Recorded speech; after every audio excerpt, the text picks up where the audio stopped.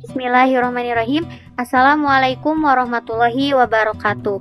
Kami di sini dari kelompok 6 mata kuliah teori-teori belajar yang akan membahas tentang teori belajar humanistik dan penerapannya dalam pembelajaran masa pandemi.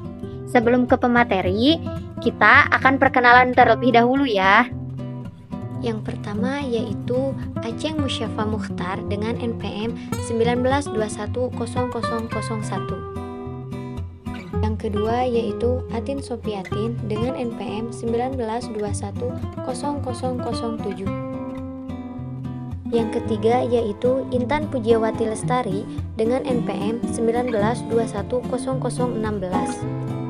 Yang keempat yaitu Mimi Mastoa dengan NPM 19210021. Yang kelima yaitu Muhammad Fajar Ramadan dengan NPM 19210023. Yang keenam yaitu Muhammad Nurofi dengan NPM 19210024. Dan yang terakhir yaitu Salma Auliani dengan NPM 19210038. Pada bab 6 ini kami akan membahas beberapa sub. Yang pertama yaitu pengertian belajar menurut teori humanistik.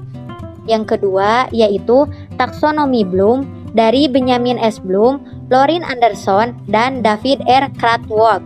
Yang ketiga yaitu pandangan Peter Honey dan Alan Mumford terhadap belajar. Yang keempat yaitu pandangan Jürgen Habermas terhadap belajar. Yang kelima yaitu teori belajar humanistik menurut Arthur W. Combs. Yang keenam yaitu teori hierarki kebutuhan needs hierarchy dari Abraham Harold Maslow. Yang ketujuh yaitu teori belajar sebagai fasilitas teori dari Carl Ransom Rogers. Yang kedelapan yaitu teori belajar pengalaman experience learning theory dari David Kolb. Dan yang terakhir yaitu penerapan teori humanistik dalam pembelajaran masa pandemi. Langsung saja ke materinya.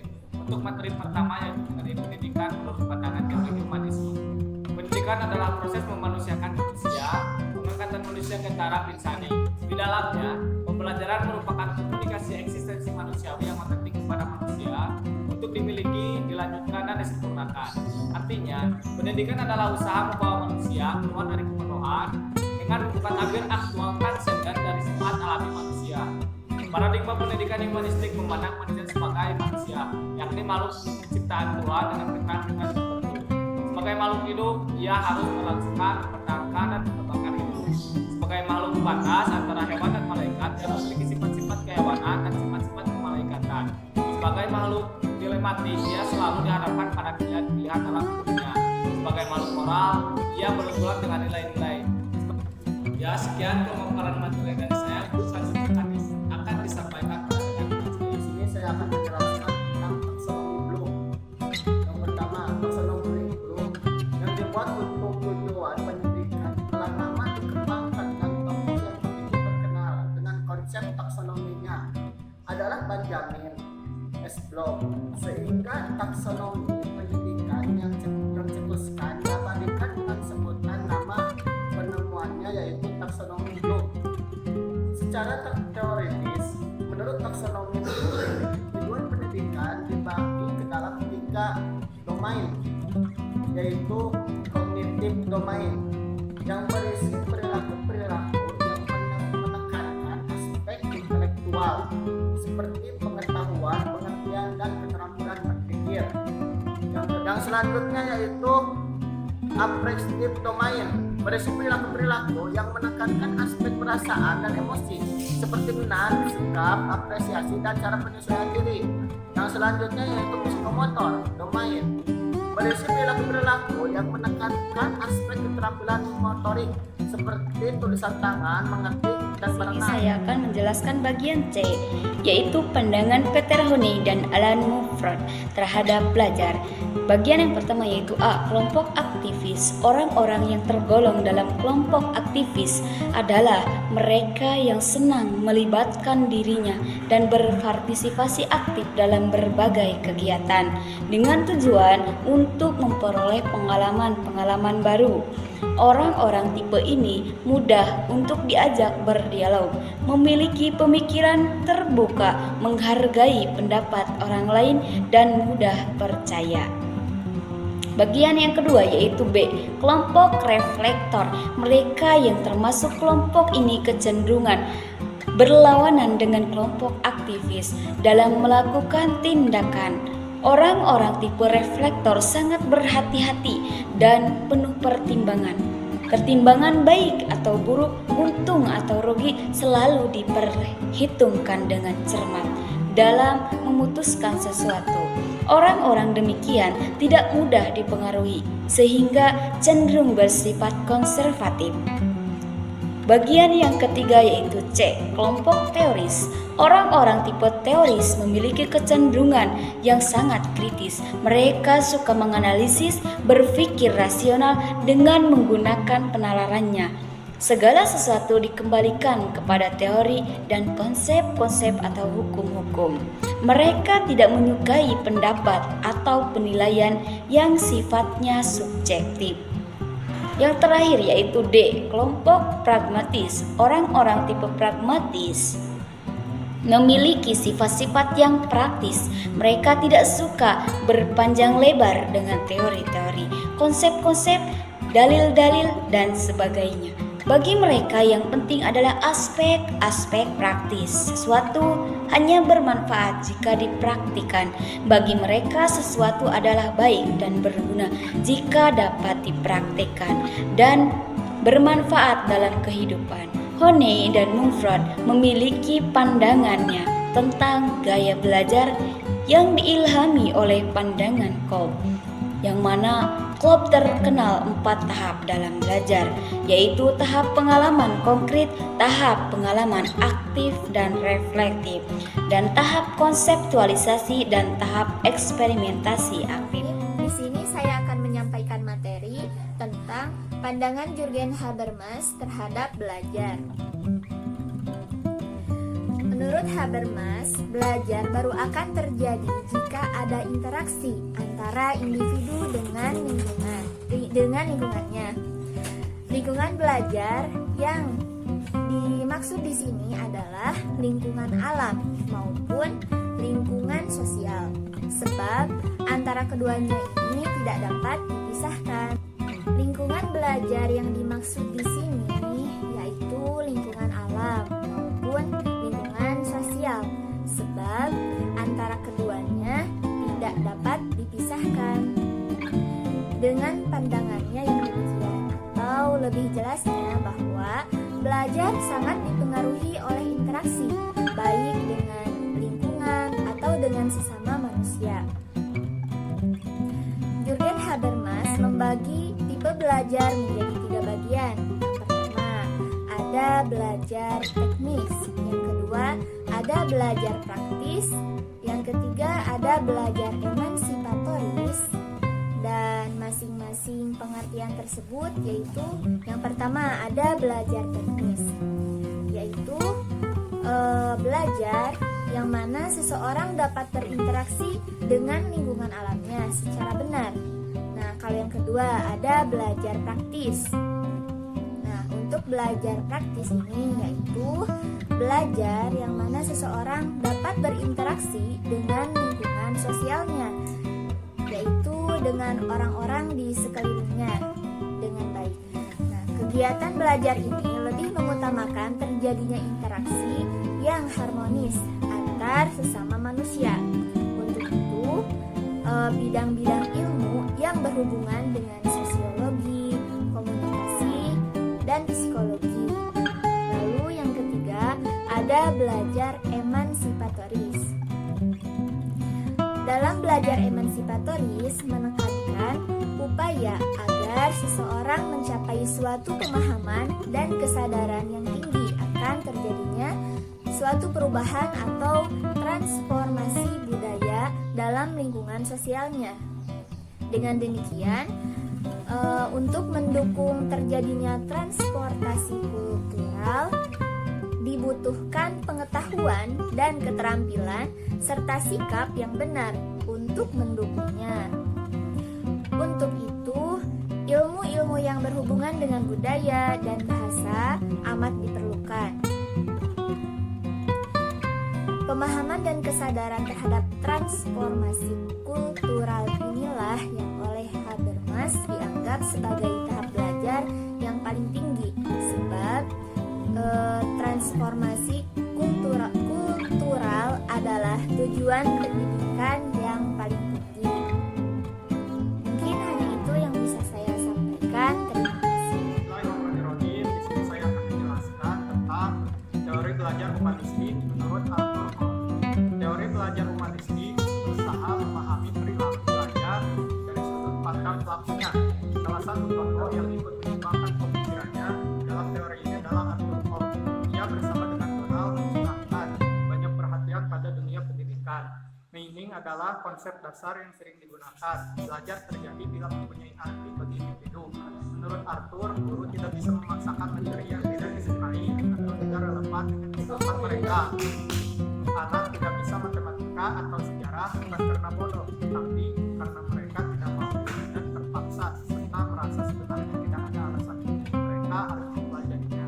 Perilaku buruk itu sesungguhnya tidak lain, hanyalah dari ketidakmampuan seseorang melakukan sesuatu yang tidak akan memberikan kepuasan baginya. Guru tidak bisa memaksakan materi yang tidak disukai atau tidak relevan dengan kehidupan siswa. Menurut Arthur, guru harus memahami perilaku siswa dengan mencoba memahami dunia persepsi siswa tersebut, sehingga apabila ingin merubah perilakunya, guru harus berusaha merubah keyakinan atau pandangan siswa yang benar. Bismillahirrahmanirrahim. Di sini saya akan menjelaskan materi tentang teori hierarki atau kebutuhan dari Abraham Maslow. Nah, kebutuhan ini ada 5. Yang pertama, kebutuhan fisiologis. Kebutuhan ini adalah tingkatan kebutuhan yang paling dasar, yang paling kuat dan paling jelas antara kebutuhan manusia yang lainnya. Kebutuhannya untuk mempertahankan hidup secara fisik, yaitu seperti makan, minum, berteduh, oksigen, dan pemenuhan yang lainnya. Kebutuhan ini sangatlah penting dalam kelangsungan hidup kita. Begitupun dengan seorang anak. Anak itu kan seorang manusia. Nah, setiap manusia pasti membutuhkan kebutuhan-kebutuhan lainnya. Sehingga jika semua kebutuhan fisiologis itu terpenuhi dan terpuaskan, maka anak akan ada dorongan untuk memikirkan kebutuhan-kebutuhan yang lain. Nah, jika anak yang kekurangan makanan, keamanan, kasih sayang, dan penghargaan besar lainnya, kemungkinan akan lebih banyak membutuhkan makan daripada yang lainnya. Yang kedua, ada kebutuhan rasa aman. Kebutuhan rasa aman apabila kebutuhan fisiologis relatif telah terpenuhi, maka akan muncul seperangkat kebutuhan-kebutuhan yang baru yang kurang lebih dapat dikategorikan seperti keamanan, kemantapan, ketergantungan, perlindungan, kebebasan, dan rasa takut, juga rasa cemas. Nah, kebutuhan akan struktur ketertiban, hukum, batas-batas kekuatan, dan diri pelindung. Lalu sebagainya, kebutuhan ini merupakan pengatur perilaku eksklusif yang menyerap semua kapasitas organisme bagi usaha memuaskan kebutuhan itu, dan layaklah apabila organisme itu kita gambarkan sebagai suatu mekanisme pencari keselamatan. Dalam kebutuhan yang ini, kita juga dapat mengamati atau melakukan pengamatan terhadap seorang bayi. Nah, melihat reaksi yang jauh lebih langsung terhadap berbagai penyakit, misalkan penyakit jasmania. Kadang-kadang penyakit-penyakit ini kelihatannya mendadak dan karenanya menakutkan, dan kelihatannya membuat anak itu merasa tidak aman, seperti rasa sakit perut, rasa sakit kepala, dan lainnya. Yang ketiga, ada kebutuhan rasa cinta. Nah, apabila kebutuhan-kebutuhan yang lainnya telah terpenuhi, maka akan muncul kebutuhan yang namanya rasa cinta, rasa memiliki, dan seluruh jalur yang telah digambarkan diulangi kembali dan menempatkan hal-hal ini sebagai titik pusat yang baru. Maka sekarang dan belum pernah sebelumnya, orang yang sangat merasakan tiadanya kawan, atau kekasih atau seorang istri atau anak-anak, ia haus akan hubungan yang penuh rasa dengan orang-orang pada umumnya, yakni akan suatu tempat dalam kelompok atau keluarganya, dan ia akan berikhtiar lebih keras untuk mencapai tujuan ini. Ia akan bermaksud mendapatkan tempat seperti itu lebih daripada lainnya di dunia ini, dan mungkin dengan melupakan bahwa ketika ia lapar, ia pernah mencemoohkan yang namanya cinta sebagai sesuatu yang tidak nyata. Padahal dia tidak perlu atau tidak penting ya. Sekarang ia akan sangat merasakan perihnya yang namanya kesepian, tiadanya keramahan, keadaan yang tidak menentu. Nah, yang ketiga, ada kebutuhan akan harga diri. Semua orang dalam masyarakat pasti membutuhkan yang namanya penilaian terhadap dirinya yang mantap, mempunyai dasar yang kuat, dan biasanya bermutu tinggi akan rasa hormat diri atau harga diri, dan penghargaan akan orang-orang lainnya. Karenanya, kebutuhan-kebutuhan ini dapat diklarifikasikan menjadi dua perangkat. Yang pertama, ada keinginan akan prestasi, akan kecukupan, akan keunggulan, dan kemampuan, akan kepercayaan pada diri sendiri dan menghadapi dunia, dan akan kemerdekaan dan kebebasan. Nah, yang kedua, yang dapat kita katakan hasrat atau nama baik atau gengsi, yang dirumuskan sebagai penghormatan dan penghargaan dari orang lain, status, ketenaran dan kemuliaan, dominasi, pengakuan, perhatian, arti yang penting, martabat atau apresiasi. Nah, yang kelima ada aktualisasi diri, didefinisikan sebagai perkembangan yang paling tinggi dan penggunaan semua bakat kita, pemenuhan semua kualitas dan kapasitas menjadi menurut potensi kita untuk menjadi. Nah, meskipun kebutuhan-kebutuhan dalam tingkat yang lebih rendah dipuaskan seperti merasa aman secara fisik maupun emosional, mempunyai perasaan memiliki dan cinta, serta merasa bahwa diri kita itu berharga ya, namun kita akan merasa kecewa, tidak tenang dan tidak puas jika kita gagal berusaha untuk memuaskan kebutuhan dan aktualisasi diri. Nah, sekian yang dapat saya sampaikan, kurang lebihnya saya mohon maaf. Terima kasih. Baik, di sini saya akan menjelaskan tentang teori belajar sebagai fasilitas atau facilitation theory dari Carl Ransom Rogers. Teori Carl Rogers dalam bidang pendidikan adalah dibutuhkannya 3 sikap dalam fasilitator belajar, yaitu yang pertama, realitas di dalam fasilitator belajar merupakan sikap dasar yang penting. Seorang fasilitator menjadi dirinya sendiri dan tidak menyangkal dirinya sendiri, sehingga ia dapat masuk ke dalam hubungan dengan pelajar tanpa ada sesuatu yang ditutup-tutupi. Yang kedua, penghargaan, penerimaan, dan kepercayaan. Menghargai pendapat, perasaan, dan sebagainya membuat timbulnya penerimaan akan sesuatu dengan yang lainnya. Dengan adanya penerimaan tersebut, maka akan muncul kepercayaan akan satu hal dengan yang lainnya. Yang ketiga, yaitu pengertian yang empati. Untuk memperhatikan iklim belajar atas dasar inisiatif diri, maka guru harus memiliki pengertian yang empati akan reaksi murid dari dalam. Guru harus memiliki kesadaran yang sensitif bagi jalannya proses pendidikan dengan tidak menilai atau mengevaluasi. Pengertian akan materi pendidikan dipandang dari sudut murid dan bukan guru. Menurut Rogers, yang terpenting dalam proses pembelajaran adalah pentingnya guru memperhatikan prinsip pendidikan dan pembelajaran, yaitu yang pertama, menjadi manusia berarti memiliki kekuatan yang wajar untuk belajar. Siswa tidak harus belajar tentang hal-hal yang tidak ada artinya. Yang kedua, siswa akan mempelajari hal-hal yang bermakna bagi dirinya. Yang ketiga, pengorganisasian bahan pengajaran berarti mengorganisasikan bahan dan ide baru sebagai bagian yang bermakna bagi siswa. Dan yang terakhir yaitu belajar yang bermakna dalam masyarakat modern berarti belajar tentang proses. Mungkin itu saja yang dapat saya sampaikan. Saya akan menyampaikan materi tentang teori belajar dari pengalaman David Kolb. Gaya belajar model David Kolb terimplisit dalam belajar berdasarkan sumber yang mengajak siswa melakukan observasi untuk memecahkan masalah.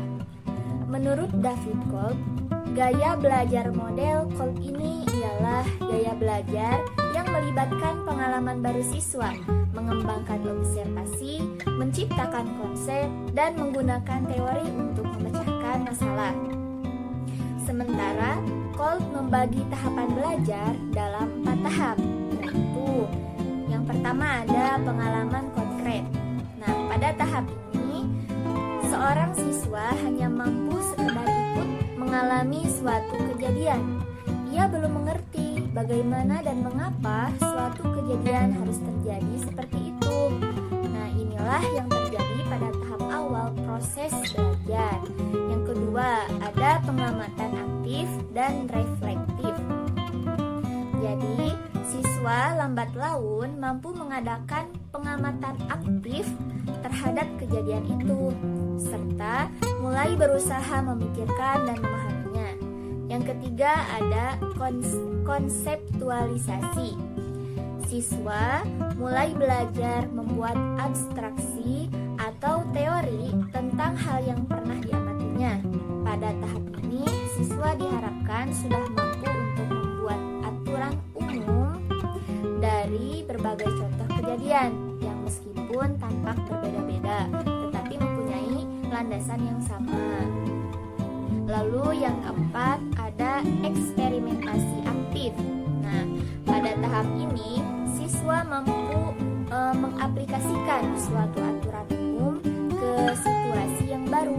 Dalam dunia matematika misalnya, siswa tidak hanya memahami asal-usul sebuah rumus, tetapi ia juga mampu memakai rumus tersebut untuk memecahkan suatu masalah. Konsep gaya belajar David Kolb mengklasifikasikan gaya belajar siswa ke dalam 4 kecenderungan utama, yaitu concrete experience. Jadi siswa belajar melalui perasaan, siswa melibatkan diri sepenuhnya melalui pengalaman baru, siswa cenderung lebih terbuka dan mampu beradaptasi terhadap perubahan yang dihadapinya. 2. Ada abstrak konseptualisasi. Jadi siswa belajar melalui pemikiran dan lebih terfokus pada analisis logis dari ide-ide, perencanaan sistematis, dan pemahaman intelektual dari situasi atau perkara yang dihadapi. Yang ketiga ada reflective observation. Jadi siswa belajar melalui pengamatan. Penekanannya mengamati sebelum menilai, menyimak suatu perkara dari berbagai perspektif, dan selalu menyimak makna dari hal-hal yang diamati. Siswa akan menggunakan pikiran dan perasaannya untuk membentuk opini atau pendapat. Siswa mengobservasi dan merefleksi pengalamannya dari berbagai segi. Nah, yang keempat ada active experimentation. Jadi, siswa belajar melalui tindakan, cenderung kuat dalam segi kemampuan melaksanakan tugas, berani mengambil resiko, dan mempengaruhi orang lain lewat perbuatannya. Siswa akan menghargai keberhasilannya dalam menyelesaikan pekerjaan, pengaruhnya pada orang lain, dan prestasinya. Siswa menggunakan teori untuk memecahkan masalah dan mengambil keputusan. Mungkin hanya itu yang bisa saya sampaikan. Terima kasih. Bismillahirrahmanirrahim. Baik, di sini saya akan menjelaskan tentang penerapan teori humanistik dalam pembelajaran masa pandemi. Pembelajaran jarak jauh atau PJJ sebagai dampak pandemi COVID-19 yang sudah berjalan dari Maret 2020 hingga sekarang. Kondisi pembelajaran saat ini memang kurang ideal. Walau demikian, bukan berarti harus saling menyalahkan. Semua pihak harus bergerak dan menjadi bagian dari solusi. Kemendikbud terus